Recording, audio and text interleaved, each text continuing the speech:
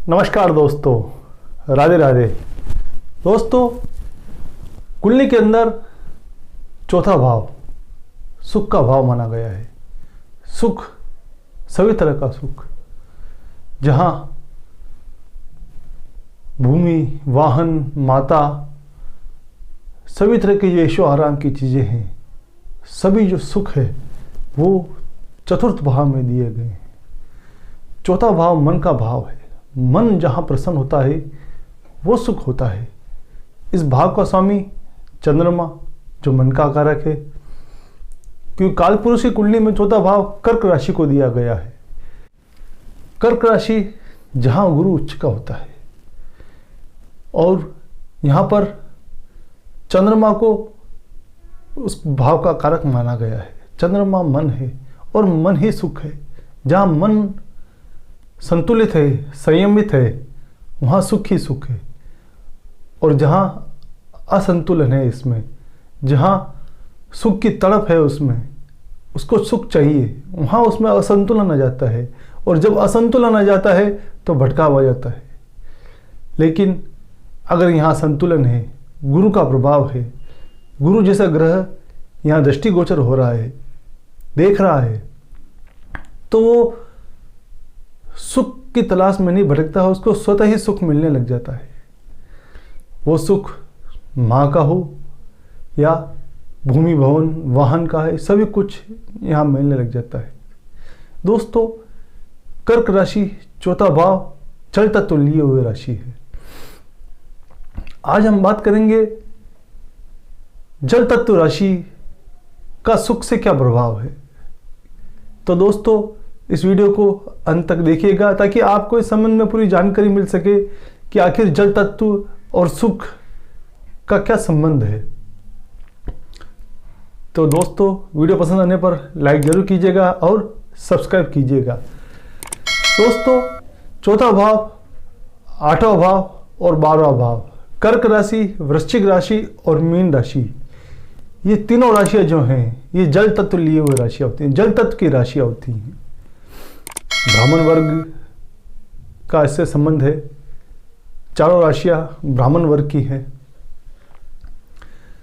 और इनमें चारों में अपार सुख व्याप्त है। सुख जहाँ फैलाव है, जहाँ सुख मिलता है, आदमी फैल जाता है, संकुचित नहीं होता है। वो चारों ओर से अपने आप को फैलाने की कोशिश करता है। वही सुख है, वही जल है। जल और सुख का एक दूसरे से यही संबंध है। दोस्तों, जैसा कि मैंने भी बताया है कि कर्क राशि में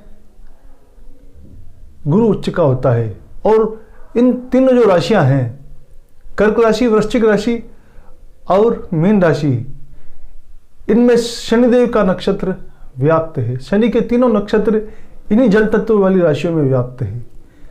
इनका बहुत अधिक महत्व है। जीवन में सुख दो तरह के होते हैं, एक होता है लौकिक और एक पारलौकिक। लौकिक सुख चौथे भाव से प्राप्त किया जा सकता है। यहाँ ऐशो आराम है, सुख सुविधा है, सब कुछ यहाँ देखने को मिलता है, क्योंकि यहाँ चंद्रमा व्याप्त है। चंद्रमा यहाँ स्वराशि है, वो सभी सुखों का भोग करना चाहता है, क्योंकि चंद्रमा है ही सुख। और गुरु का जहाँ सपोर्ट मिल जाता है इसको, तो वो उस सुख में वृद्धि कर देता है। दोस्तों, अब हम अगली यात्रा करते हैं आठवें भाव की। ये चारों जो भाव हैं ये मोक्ष के भाव हैं। चौथा, आठवां और 12वां ये मोक्ष के त्रिकोण हैं। आठवां भाव ये साधना का भाव है। यहाँ मूलाधार स्थित है और मूलाधार भी एक सुख है। जो साधना के क्षेत्र में उतरते हैं, जो साधना को पहचानते हैं, जो योग को पहचानते हैं, वो मूलाधार को जानते हैं और मूलाधार में सुख मिलता है। ये जन्नेंद्रियों का भी भाव है। तो काम वासना से जो लिप्त लोग होते हैं उनको यहाँ सुख का अनुभव मिलता है। ये मूलाधार और गुप्त रहस्यों का है। गुप्त रहस्य यानी साधना। साधना अपने अंदर उतरने की साधना। जो आदमी साधना के क्षेत्र में उतरता है सर्वप्रथम मूलाधार को पहचानता है और यहाँ से अपनी ऊर्जा को ऊपर की ओर उठाने का श्रम करता है। और यही श्रम उसे उच्च शिखर की ओर ले जाता है, मोक्ष की ओर ले जाता है, जो 12वें भाव तक जाती है। ये भी एक आनंद का भाव माना गया है। जो साधना के क्षेत्र में जानते हैं, जो साधना को पहचानते हैं, ये उनके लिए आनंददायी भाव है। अब हम बात करते हैं लौकिक। दोस्तों, जहाँ चंद्रमा चौथे भाव में स्वराशि है, सुख सुविधा, लौकिक सुख सुविधा सभी कुछ देता है, तो चंद्रमा यहाँ पर नीच का है। अष्टम भाव में चंद्रमा वैसे नीच का माना गया है, वृश्चिक राशि में वो नीच का होता है। अष्टम भाव में भी वो पीड़ित ही होता है, सुख नहीं देता है। लेकिन इसका मतलब यह नहीं कि यहाँ आनंद की कमी है। यहाँ पर लौकिक आनंद की कमी मिल सकती है आपको, लेकिन साधना का आनंद यहाँ पूर्ण रूप से मिलता है, क्योंकि यहाँ पर भटकाव खत्म हो जाता है। चंद्रमा यहाँ पर नीच का हो गया, वहाँ पर भटकाव नहीं है, क्योंकि भटकाव का दूसरा नाम ही चंद्रमा है। वो चंचलता है, वो मोह माया की ओर ले जाता है। वो होता है चौथा भाव, जहाँ वो अपनी चंचलता पूर्ण रूप में दिखाता है। लेकिन यहाँ अष्टम भाव में चंद्रमा का वश नहीं चलता है, वहाँ केवल और केवल चलता है तो शनि का वश चलता है, क्योंकि यहाँ अष्टम भाव का कारक ग्रह शनि है। शनि यहाँ पर अपने आप को साधता है, व्यक्ति को साधना के उच्च शिखर की ओर ले जाने का काम अष्टम भाव से शनि करता है। फिर हम यात्रा करते हैं 12वें भाव की ओर। 12वां भाव ये है मोक्ष का भाव, मोक्ष, जीवन का मोक्ष। यहाँ पर भी शनि बली है, लेकिन यहाँ पर गुरु की राशि है। गुरु यहाँ ज्ञान सब कुछ देता है। गुरु यहाँ एक डिवाइन है, स्पिरिचुअल है, दैविक गुणों को सक्षम रखता है। इसीलिए मीन राशि को 12वें भाव में दिया गया। मीन राशि, दोस्तों यहाँ एक चीज समझनी बहुत जरूरी है। 9वें भाव से 12वें भाव की जो यात्रा है, ये गुरु और शनि के बीच की यात्रा है। ये दोनों साधना के क्षेत्र में कहो या अध्यात्म के क्षेत्र में कहो, कर्म के क्षेत्र में कहो या कुछ गेन करने के क्षेत्र में कहो, भाग्य के क्षेत्र में कहो, सभी कुछ 9वें भाव से 12वें भाव की यात्रा है। दोस्तों, ज्योतिष को अंदर से, आत्मा से समझना होगा, तभी आप एक सफल ज्योतिष बन सकते हो। सामान्य रूप से लग्न चार्ट देखा और 9वां भाव, 5वां भाव, लग्न, चतुर्थ भाव, 10वां भाव का अध्ययन किया और आपने फलित कर दिया, जी नहीं, ये ज्योतिष नहीं है। आप समझोगे, आप उसको अंदर से समझोगे। ऋषि मुनियों ने एक एक राशि को जो फिट किया है, यहाँ पर एक एक कुंडली में, एक एक भाव में, 12 भाव में 12 राशियों को दिया गया है। तो क्यों दिया गया है दोस्तों? जहाँ बीच में 10वां भाव और एकादश भाव में शनि विराजमान है, तो उसके आगे पीछे गुरु को बिठाया गया है। धनु राशि गुरु की राशि और मीन राशि गुरु की राशि। शनि के आगे और पीछे अगर कोई है तो गुरु है। जहाँ आध्यात्म है, जहाँ साधना है, वहाँ शनि है, और जो जहाँ ज्ञान है वहाँ गुरु है। दोस्तों, जिस साधना को, जिस शक्ति को शनि अपने अंदर समेटे हुए है, उसका आवरण ज्ञान के बिना अधूरा है। और उस ज्ञान रूपी आवरण ने धनु और मीन राशि के रूप में मकर और कुंभ को लपेटा हुआ है। आगे पीछे संरक्षण के रूप में उस ज्ञान को दिया हुआ है, क्योंकि कोई भी साधना बिना ज्ञान के अधूरी है। और ज्ञान को शुरुआत धनु राशि से की गई है, और उसका जो मोक्ष है वो मीन राशि से किया गया है।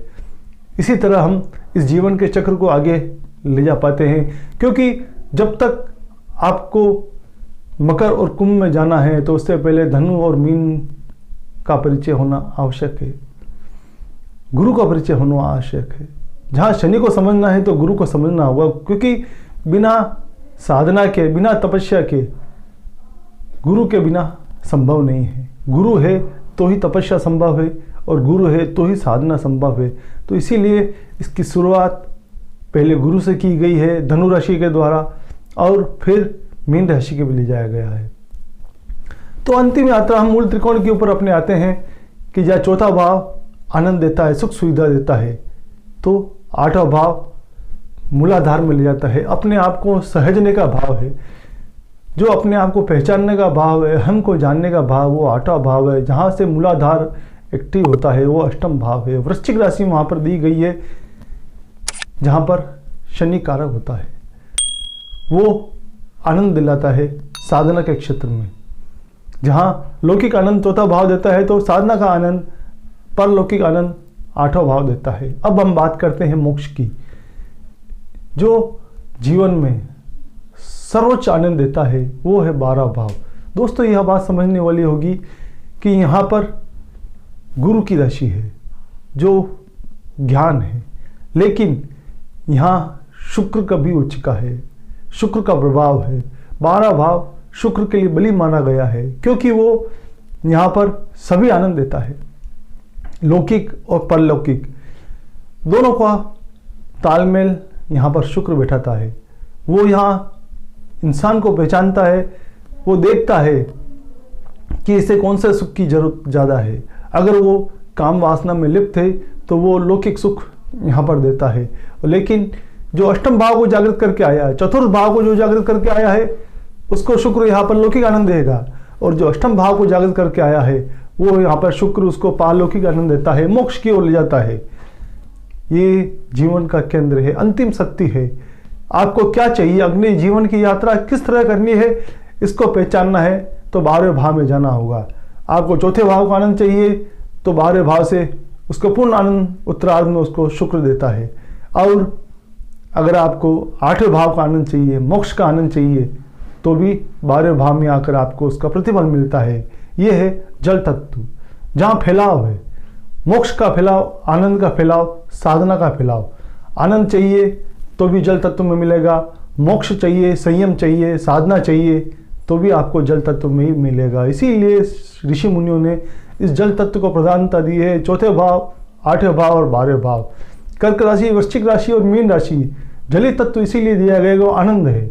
आनंद यानी फैलाव है। ये संकुचन किसी सीमित दायरे में नहीं बनते हैं, ये फैलते हैं और आनंद की सीमा के परे है। आनंद भी सीमा से परे है और साधना भी सीमा से परे है, इसीलिए ये इन्हें जल तत्व में दिया गया स्थान। दोस्तों एक नए विषय के साथ हम पुनः आपके समक्ष प्रस्तुत होंगे। वीडियो पसंद आने पर लाइक जरूर कीजिएगा और सब्सक्राइब करके हमें मोटिवेट कीजिएगा। जय श्री कृष्ण।